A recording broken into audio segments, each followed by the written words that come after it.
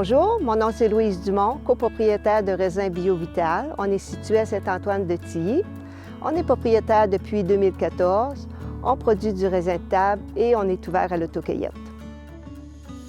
Ici, c'est un projet de couple, un projet commun.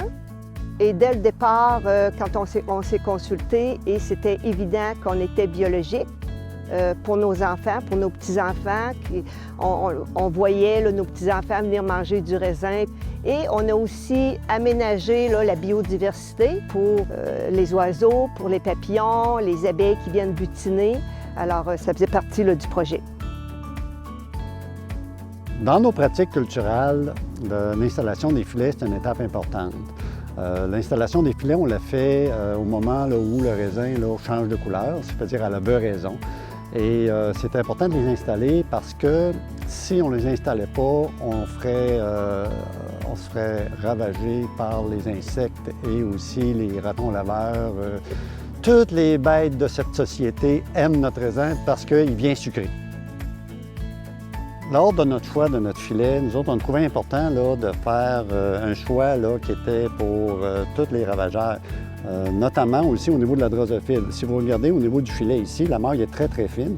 Fait que la drosophile, normalement, ne devrait pas affecter là, notre production. Quoique, le raisin n'est pas encore affecté par la drosophile, mais en fait, là, nous autres, là, c'est une précaution pour l'avenir.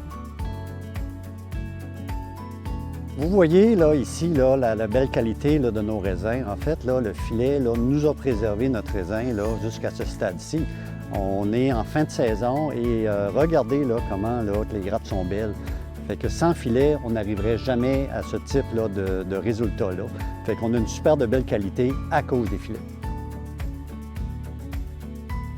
On avait deux missions importantes quand on a acquis la ferme. En fait, là, il y avait introduire une culture là, qui est pérenne, là, qui est, bon, c'est la vigne. Mais aussi, on voulait aussi expérimenter des choses. Comme ici, on a de la permaculture. La permaculture, bien, en fait, c'est d'avoir différents types d'arbres qui se complètent ou qui s'aident un à l'autre. Fait que c'est pas tous des fruitiers. On a à travers ça des caragagniers. Ça, c'est des fixateurs d'azote, alors qu'ils ne produisent rien. Mais en réalité, ça fait partie de la biodiversité. Puis aussi, on a introduit des buttes autofertiles. Bon, mais les buttes autofertiles, tant qu'à moi, c'est beaucoup de travail, mais en même temps, une butte autofertile, c'est un élément qui va nous permettre là, de manger, ou en tout cas de faire des végétaux pendant plusieurs années sans introduire des engrais puis sans introduire de l'azote.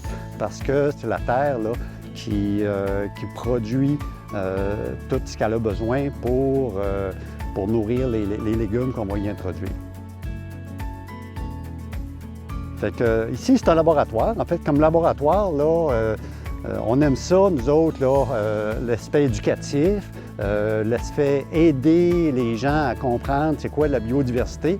Parce que vous voyez, là, on a introduit des fleurs, ça, ce qui amène les oiseaux, ce qui amène les papillons, ce qui amène là, vraiment là, tout ce qui est insectes, là, qui sont des insectes qu'on dit là, bénéfiques là, pour les cultures. Donc, c'est dans cet esprit-là qu'on veut poursuivre nos activités biologiques, autant pour notre famille et aussi les gens qui nous côtoient.